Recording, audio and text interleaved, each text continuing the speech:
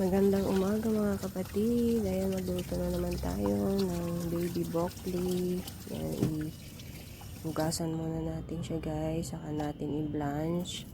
Nagpakulo ako ng mainit na tubig. Nagyan ko ng asin. Ayan, para maging green pa rin siya. Pag i-blanch nyo guys, hindi magbabago yung kulay ng veggies nyo. So, lagyan nyo ng asin. Yung mainit na tubig. Ayan.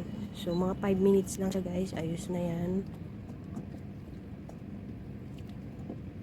Ayan. Kailangan lang natin dyan ng bawang guys.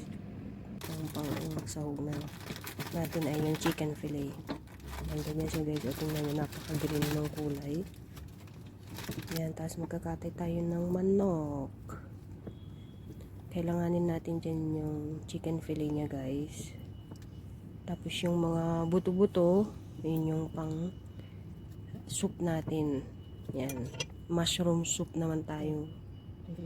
Yun sa mga buto-buto. Tapos yung chicken wings niya, yung legs, yun yung pang bake. Yan guys. Hindi sinasama dito guys yung ulo ng manok. At saka yung puwet ng manok. Hindi nila dito kinakain. Yan. Tapos yan, hugasan natin. Saka natin i-marinate guys. Yung chicken fillet. Yan. I-marinate ko yan guys ng soy sauce. Light soy sauce. Dark soy sauce. At saka asukal. Yan. Iba yung ano namin guys. Yung asukal namin. Hindi siya yung asukal na gawa sa iba yung asukal namin. Para siyang powder.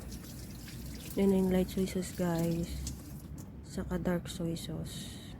Ayan. Tapos sinarinate lang natin. Ayan. Saka natin igisa. Bawang lang yan yung kailangan dyan guys. Ayan. Ganyan lang siya guys. Ayan. Try nyo guys. Masarap yan. Yummy yummy yan.